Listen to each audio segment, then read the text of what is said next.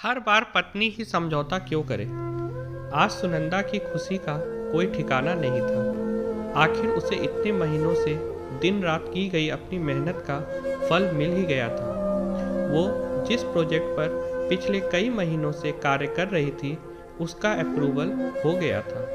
सुनंदा आज के ज़माने की पढ़ी लिखी होशियार लड़की थी जो अपने व्यक्तिगत और व्यावसायिक जीवन में तालमेल बैठाना बखूबी जानती थी। अभी कुछ माह पहले ही उसका विवाह अभय से हुआ था।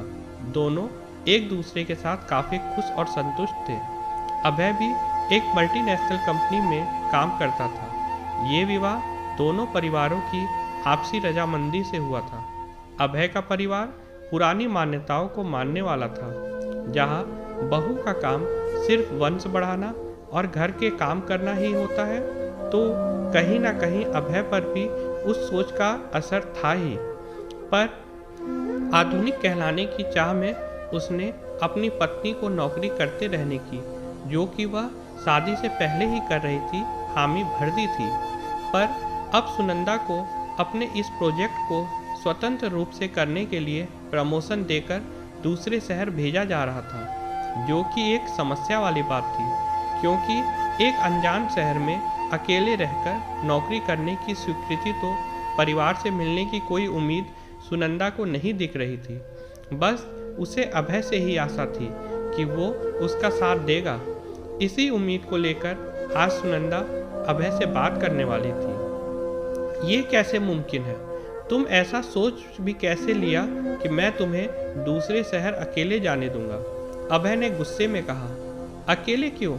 आप भी मेरे साथ चलना, सुनंदा बोली। मैं कैसे जा सकता हूँ? मेरी नौकरी यहाँ है। मैं तो अपना स्थानांतरण करवा लीजिए। आपकी कंपनी की एक शाखा उस शहर में भी तो है, सुनंदा ने कहा। ये बढ़िया है। बीवी के पीछे पीछे मैं अपने प्रमोशन को भूल जाऊँ। तुम्हें पता है, मेरा बॉस मुझसे बहुत खुश है। अब की बार मेरा प्रमोशन आना तय है। नहीं नहीं, तुम ये प्रोजेक्ट छोड़ दो, अभय तेज आवाज़ में बोला। आपको जो प्रमोशन अभी मिला भी नहीं, उसके लिए आप मेरे अच्छे खासे प्रमोशन को छोड़ने की सलाह दे रहे हैं? कसैल स्वर में सुनंदा बोली। पत्नी का फर्ज है पति की तरक्की में उसका साथ देना, और मैं तुम्हें नौकरी छोड़ने के लिए तो नहीं कह रहा, अभय बोला। यही तो वो पूर्वाग्रह है कि हमेशा पत्नी ही पति की तरक्की के लिए अपनी नौकरी छोड़े या अपनी उड़ान को थाम ले। क्या पति का कोई फर्ज नहीं होता कि वह भी कभी अपनी पत्नी के कैरियर के लिए कुछ बलिदान करे? पत्नी तो पति के साथ रहने के लिए परिवार तो क्या, अपना देश तक छोड़ देती है। आखिरकार सुनंदा को अपना प्रोजेक्ट खुद संभालने का अवसर मिला। अभय को अपनी गलती का एहसास हुआ और उसने बीच का रास्ता निकाला। एक सप्ताहांत पर वह चला जाता था सुनंदा के पास।